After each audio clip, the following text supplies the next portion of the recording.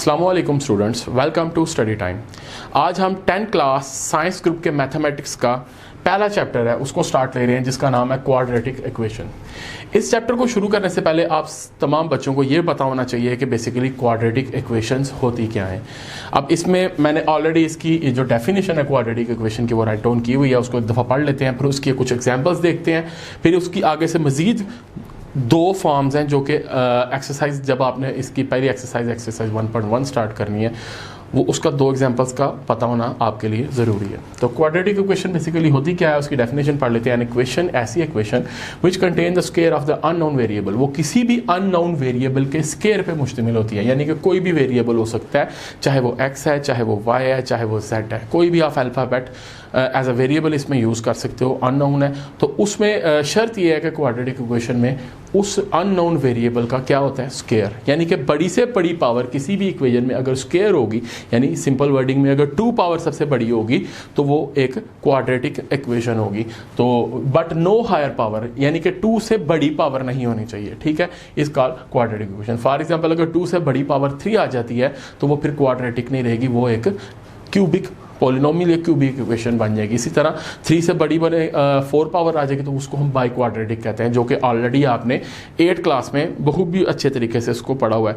अब मजीद की अगर एग्जांपल देखें तो हमारे पास, मैं क्वाड्रेटिक इक्वेशंस कुछ लिखने लगा हूँ, वो कुछ इस शक्ल की होती हैं, जैसे कि हमारे पास x² plus 2x plus 3 is equal to 0। ये मैंने एक इक्वेशन लिखी है। अब अगर इसमें देखा जाए तो वेरिएबल अननोन जो वेरिएबल है बेसिकली मैं इसमें यूज़ कर रहा हूँ एक्स वेरिएबल यूज़ कर रहा हूँ। अब इस पूरी इक्वेशन के अंदर अगर आप देखें तो हमारे पास बड़ी से बड़ी पावर कौन सी नज़र आ रही है, 2, ठीक है। इसी तरह अगर मैं एक और इक्वेशन इसमें पुट करूँ 3x² plus 9 is equal to 0, ये भी एक क्वाड्रेटिक इक्वेशन है। अब देखा जाए तो इस इक्वेशन के अंदर भी अगर देखें तो हमें जो सबसे बड़ी पावर नज़र आ रही है, जो सबसे बड़ी इसमें जो डिग्री नज़र आ रही है, जो 2 की शक्ल में आपको नज़र आ रही है। तो क्वाड्रेटिक इक्वेशन की सिंपल यही सबसे बड़ी एग्जांपल है, सबसे बड़ी उसकी पहचान यही है कि कोई भी इक्वेशन अगर आपको उसकी डिग्री, यानी कि अगर उसकी सबसे बड़ी से बड़ी पावर 2 नज़र आएगी या स्क्वायर नज़र आएगी तो वो एक क्वाड्रेटिक इक्वेशन होगी, ठीक है।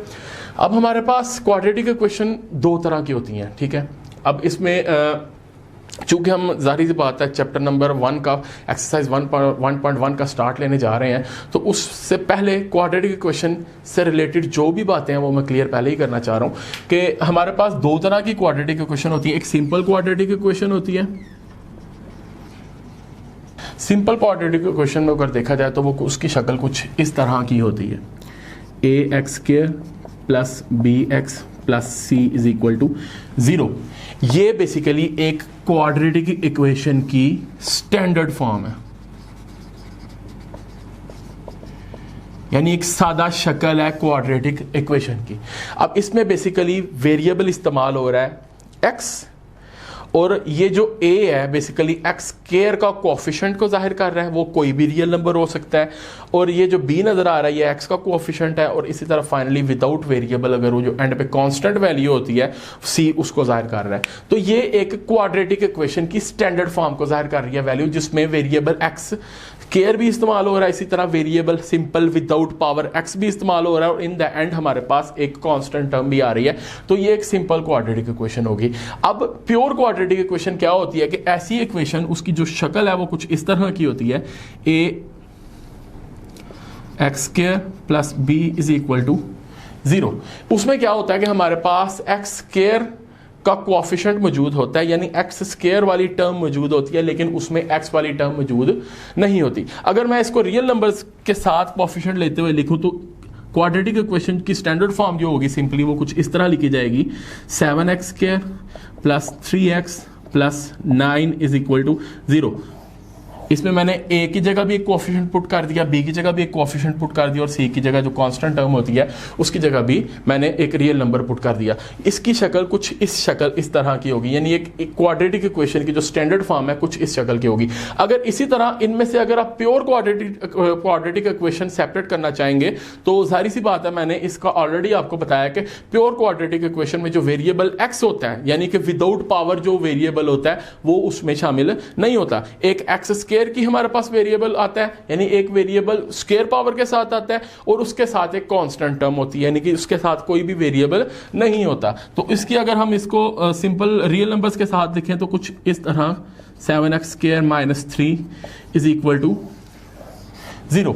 इसकी इक्वेशन कुछ इस तरह बनेगी, यानी कि मैंने अगर जो वेरिएबल आपके पास एक्स स्क्वायर है उसका जो कोफिशिएंट ए है उसकी जगह मैंने एक रियल नंबर लिख दिया, उसी तरह कांस्टेंट टर्म की जगह एक रियल नंबर लिख दिया। इसमें प्लस भी आ सकता है माइनस भी आ सकता है, उसमें कोई बंदिश नहीं है, जस्ट मैंने समझाने के लिए प्लस साइन लगाई है। प्लस या माइनस कोई भी इसमें साइन आप लिख सकते हो। तो ये बेसिकली एक सिंपल क्वाड्रेटिक इक्वेशन की स्टैंडर्ड फॉर्म है। और इनमें से मजीद आगे से अगर देखा जाए तो वेरिएबल एक्स को जब आप नहीं लिखते तो वो एक प्योर क्वाड्रेटिक इक्वेशन बन जाती है। ठीक है, क्वाड्रेटिक इक्वेशन का बेसिक कॉन्सेप्ट जो कि मैंने आपको बड़ा ब्रीफली एक्सप्लेन किया है, अगर इसमें कोई किसी किस्म की आपको समझने में कोई मसला हुआ है तो इंशाल्लाह आप कमेंट सेक्शन में इसको अच्छे तरीके से ब्रीफली बता सकते हैं कि सर ये वाली ये प्रॉब्लम हमारी क्लियर नहीं हुई, काइंडली आप इसको ज़रा दोबारा से रिपीट कर दें। तो मैं इंशाल्लाह कोशिश करूँगा कि उसी से रिलेटेड, उस प्रॉब्लम से रिलेटेड जो स्पेसिफिक आपने उसमें पॉइंट आउट करोगे उससे रिलेटेड मैं एक अलहदा से वीडियो बना दूँ।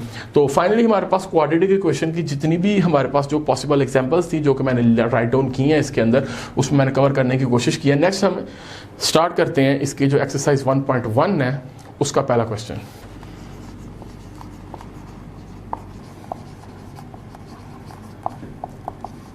अब एक चीज ध्यान में रखनी है कि क्वाड्रेटिक इक्वेशन को सॉल्व करने के बेसिकली 3 मेथड्स हैं। ठीक है, 1 बाय 1 मैं उसको डिफाइन करूंगा। इसमें जो वेरी फर्स्ट मेथड है जो कि ऑलरेडी 9 क्लास में आपने बड़ी ब्रीफली और बड़े अच्छे तरीके से एक्सप्लेनेशन के साथ आपने उसको पढ़ा है। और 9 क्लास का कोर्स अगर किसी का क्लियर है तो उसके लिए ये टॉपिक कोई किसी किस्म की मुश्किल का बाइस नहीं बनेगा, जो कि बड़ा जाना पहचाना टॉपिक है आपका। कौन सा? Factorisation.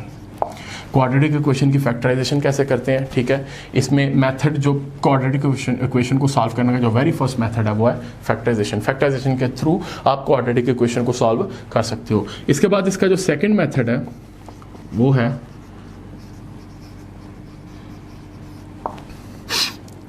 Completing square. Another method to solve quadratic equation is completing square। ठीक है, ये सेकंड मेथड का नाम है, जो कि नेक्स्ट जब आप 1.1 स्टार्ट करने जा रहे हैं उसका जो लास्ट क्वेश्चन है वो कंप्लीटिंग स्क्वायर के मेथड की मदद से ही आपने क्वाड्रेटिक इक्वेशन को सॉल्व करना है। जब हम वो लेक्चर इंशाल्लाह वो क्वेश्चंस को सॉल्व करेंगे, इस मेथड को मैं बहुत ही ब्रीफली आपको एक्सप्लेन करूँगा और इंशाल्लाह उम्मीद होगी कि आपको वो उसकी भी अच्छे तरीके से समझ आ जाए। नेक्स्ट हमारे पास इसका जो तीसरा मेथड है क्वाड्रेटिक इक्वेशन को सॉल्व करने का वो है क्वाड्रेटिक फार्मूला। ये बेसिकली क्वाड्रेटिक इक्वेशन को सॉल्व करने के हमारे पास मेथड्स हैं, जिसमें एक फैक्टराइजेशन है, एक कंप्लीटिंग स्क्वायर है और तीसरा क्वाड्रेटिक फार्मूला, जिसमें से फैक्टराइजेशन ऑलरेडी आपने बड़े ब्रीफली 9 क्लास में इसको पढ़ा है, उसको करके भी इससे रिलेटेड क्वेश्चंस देखे हैं आपने।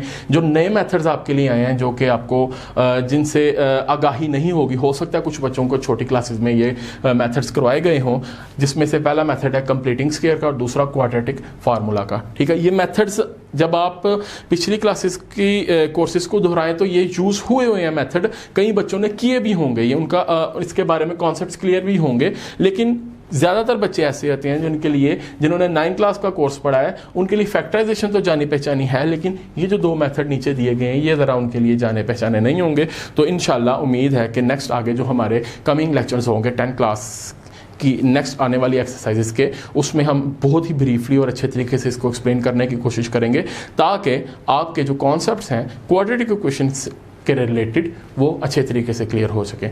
इंशाल्लाह इससे अगले लेक्चर में हम एक्सरसाइज 1.1 का प्रॉपरली स्टार्ट करते हैं। तब तक के लिए अल्लाह हाफिज़।